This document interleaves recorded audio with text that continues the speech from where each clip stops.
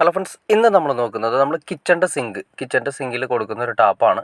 ആ ടാപ്പ് രണ്ട് രീതിയിൽ നമ്മൾ ഉപയോഗിക്കാറുണ്ട്. ഒന്ന് ഗ്രാനൈറ്റ്, അതായത് സിങ്കിൽ നിന്നും ഗ്രാനൈറ്റിൻ്റെ അടുത്തു നിന്നും ആ ഗ്രാനൈറ്റിൽ ഉറപ്പിക്കുന്ന ടൈപ്പ് വരാറുണ്ട്. പിന്നെ അതുപോലെ തന്നെ ഭിത്തിയിൽ ഉറപ്പിക്കുന്ന ടൈപ്പ് വരാറുണ്ട്. അത് രണ്ട് മോഡലാണ്.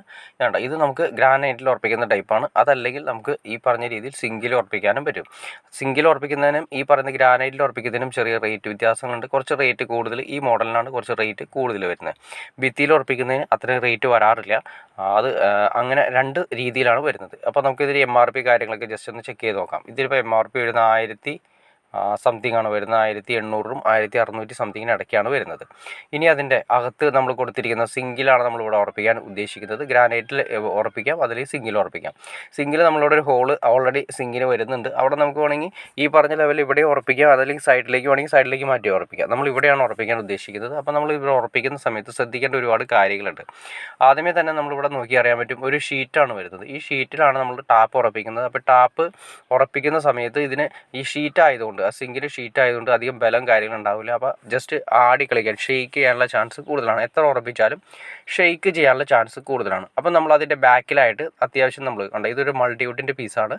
ഈ മൾട്ടിവുഡ് കറക്റ്റായിട്ട് അതിൻ്റെ ആകൃതിയിൽ ചെറിയ മൾട്ടിവുഡ് അത് നേരെ ഇതുപോലെ കയറ്റിയിട്ടതിന് ശേഷം അതിൻ്റെ അകത്തിട്ട് ടൈറ്റ് ചെയ്താൽ മതി. അപ്പോൾ അകത്തിട്ട് ടൈറ്റ് ചെയ്ത് കഴിയുമ്പോൾ നല്ല പിടുത്തം, അതായത് നല്ല സ്ട്രോങ് ആയിട്ട് ടാപ്പ് എപ്പോഴും നല്ല സ്ട്രോങ് ആയിട്ടിരിക്കും. ആദ്യമേ തന്നെ ടാപ്പ് വയ്ക്കുക, അതിനുശേഷം അതിൻ്റെ അടിയിൽ നിന്നും ഈ പറയുന്ന മൾട്ടിവുഡിൻ്റെ പീസ് അതിൻ്റെ അകത്തേക്ക് കൊടുക്കുക.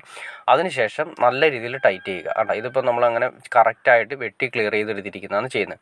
അപ്പോൾ നമ്മൾ ശ്രദ്ധിക്കേണ്ട കാര്യത്തിലേ ഉള്ളൂ, ആ മൾട്ടിവുഡിന് ഓവറായിട്ട് ഓവറായിട്ട് കനം പാടില്ല.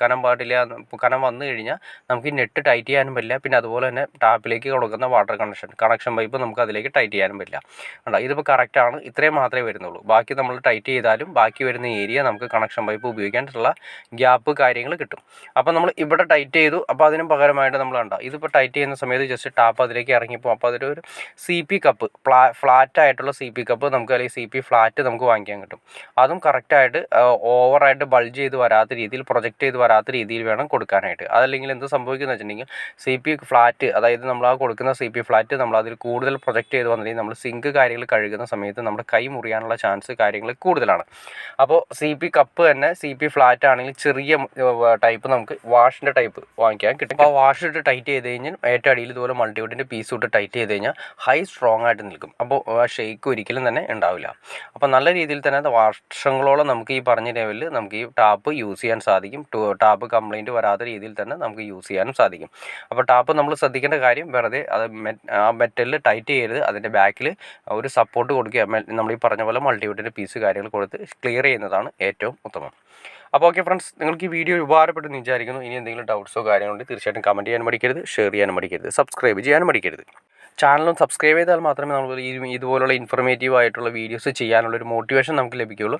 അപ്പോൾ തീർച്ചയായിട്ടും നിങ്ങളൊന്ന് ചാനൽ കൂടി ഒന്ന് സബ്സ്ക്രൈബ് ചെയ്തേക്കുക, ഷെയർ ചെയ്തേക്കുക, ലൈക്ക് കൂടി ചെയ്തേക്കുക. ഓക്കെ ഫ്രണ്ട്സ്, അടുത്ത വീഡിയോയിൽ കാണുന്നവരെ ഓക്കെ.